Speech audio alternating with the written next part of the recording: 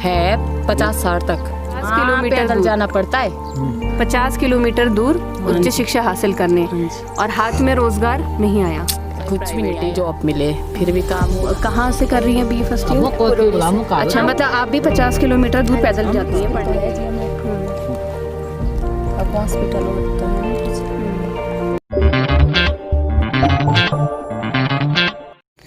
नमस्कार, मैं दीपिका रावत। पहुँचे हैं हम आज देहरादून से तकरीबन 100 किलोमीटर दूर चक्राता एक जगह है, और वहाँ के पास एक पड़ाइसा एक गांव है, वहाँ हम पहुँचे हैं और आपको दिखाएंगे कि गांव की ज़िंदगी कैसी होती है और कैसे वो लोग अपनी ज़िंदगी में गुजर बसर करते हैं। कुछ एक परिवार हमारे साथ है, उनसे जानेंगे उनकी ज़िंदगी को लेकर के और क्या सोचते हैं सरकार को लेकर के, और कैसे जीवन यापन करते हैं, लॉकडाउन को लेकर के क्या हालात हैं, और सामान्य तौर पर इनकी ज़िंदगी में कैसा असर पड़ता है, क्या मुश्किलातों का सामना करना पड़ता है, क्या चुनौतियों का सामना करना पड़ता है और कैसे वो उससे पार पाते हैं। अम्मा जी, क्या खा रहे हैं आप? खाना रोटी खा रहे। रोटी है, चौलाई की सब्जी है, प्याज है साथ में। अभी खेत से लौटे हैं? खेत से लौटे हैं जी। अच्छा, और अगर बात करो गांव की, तो लॉकडाउन लगा हुआ है, शहर पूरी तरीके से बंद है। कितना असर हो रहा है गांव में? लग रहा है कि लॉकडाउन है, हलचल, कुछ बदलाव ज़िंदगी में? सर्दियों नहीं आ रहा लॉकडाउन में, तो हम तो कहीं जा नहीं सकते, कहीं भी। अच्छा। खाना नहीं पीना नहीं ला सकते कहीं से, हम तो अपने खेत में कर रहे काम। अच्छा। और गांव की बात करें तो सुविधाओं का अभाव है, या स्वास्थ्य सेवा अगर बीमार होते हैं इलाज के लिए कहाँ जाना पड़ता है, कितने दूर जाना पड़ता है? काम को जानो हम तो बहुत सही आए। अच्छा, दूर जाना पड़ता है। उत्तराखंड बनने के बाद गांव की तस्वीर बदली है, हालात बदले हैं? पता नहीं मुझे तो जी, कुछ नहीं है, आपको लगता है बदले?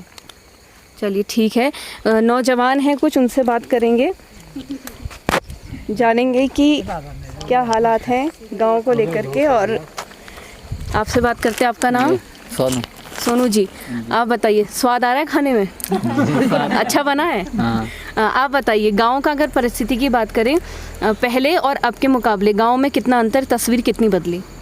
बहुत बदल रखी है। अच्छा, किस नज़रिए से विकास हुआ है, किस तरीके से बदला? यहाँ तो गाँव में कुछ नहीं हो रहा है। हाँ। अच्छा, पढ़ाई करते हैं आप? आपने पढ़ाई पूरी कर ली? ना जी, पढ़ाई करते हैं। पढ़ाई के साथ साथ आप घर का और खेतों का काम भी करते हैं, परिवार का हाथ बटाते हैं। हाँ। क्या उम्मीदें हैं सरकार से, क्या करना चाहिए ऐसे कि गांव का विकास हो, गांव की दशा और दिशा बदले? क्या करना है जी, जो काम है तो गांव में काम नहीं आते बस। अच्छा, आपके क्षेत्रीय विधायक और अगर सांसद की बात करें, चुनाव के बाद उनके दर्शन हुए आपको? ना जी, दर्शन नहीं हुए, वो दर्शन दिखाने भी नहीं आया और ना काम किया। काम तो जी कुछ नहीं करवा रखा। अच्छा।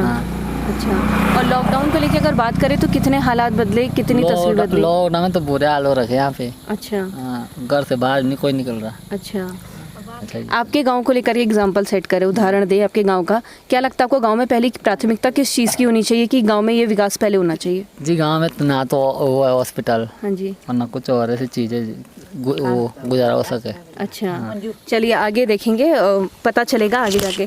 एक और हमारे साथ हैं, सर आपका नाम? आप बताइए, गांव की परिस्थिति आपने वो दौर भी देखा होगा जब ये उत्तर प्रदेश का एक हिस्सा था और अब उत्तराखंड बना, कितना बदला गांव और कितना हुआ विकास? हुआ तो कुछ नहीं है जी, अभी तक विकास ना। गांव काम बदलते हैं, गांव नहीं बदला।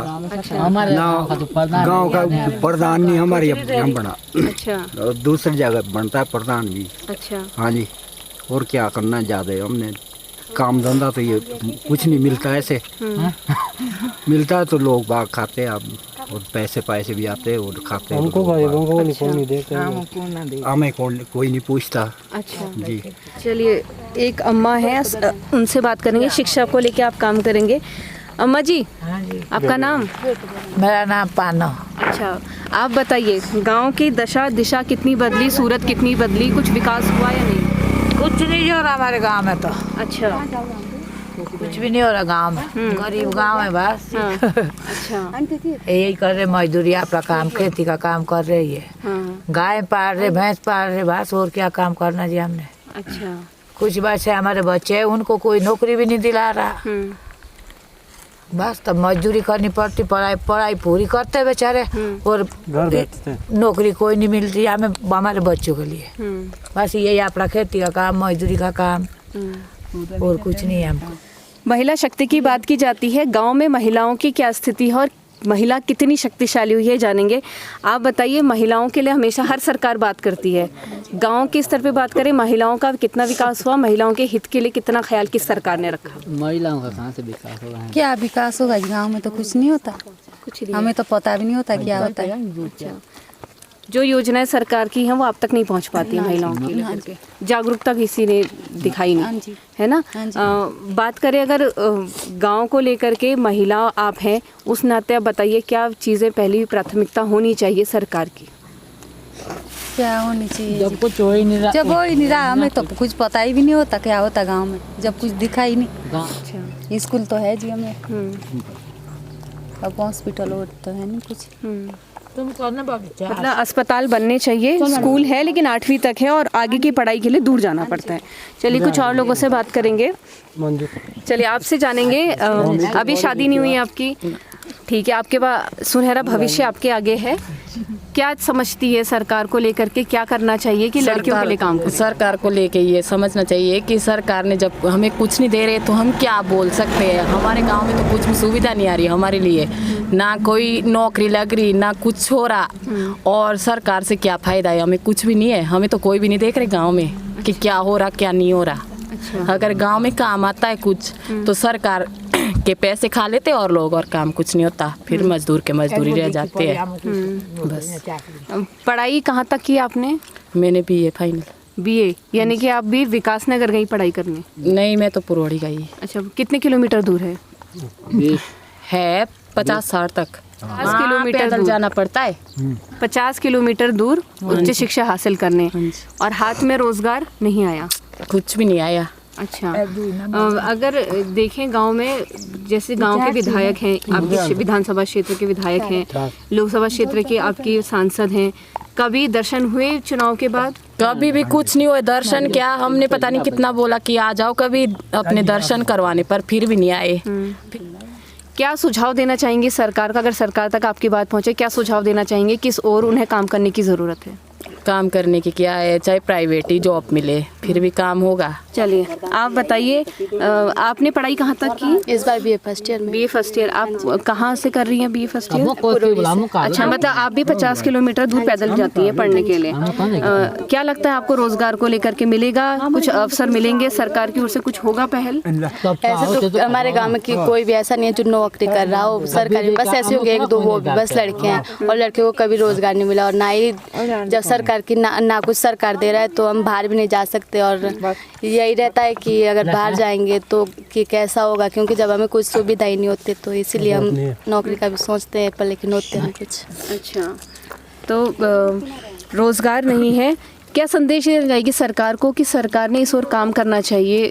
कुछ सुझाव आपकी तरफ से? हम तो सोचते कि सरकार भी हमें कुछ नौकरी दे, चाहे कुछ छोटी मोटी नौकरी मिले, जब हम पढ़ लिख रहे हैं, पर लेकिन कुछ ऐसा होता नहीं। हम अगर कागजात बनाने जाएं तो भी बहुत दिन लग जाते हैं, कभी तो ऐसा हो जाता है कि काम ही छूट जाता है हमारा पीछे की अगर हम सोचते हैं कि हमारा काम जल्दी हो जाए, और फिर जैसे 1 महीने का काम होता है फिर उसे 3-4 महीने लग जाते करने में। अच्छा, तो आपने देखा कि गांव किस तरीके से अपना जीवन बसर करता है, ग्रामीण किस तरीके से चुनौतियों का सामना करते हैं। गांव में पहुंचे हम लोग, देखा रास्ते में हमने देखा कि थक हार के बैठा था एक परिवार, खाना खा रहा था, संतुष्ट है अपने जीवन से, लेकिन सरकार से नाखुश है और प्रशासन से नाखुश है।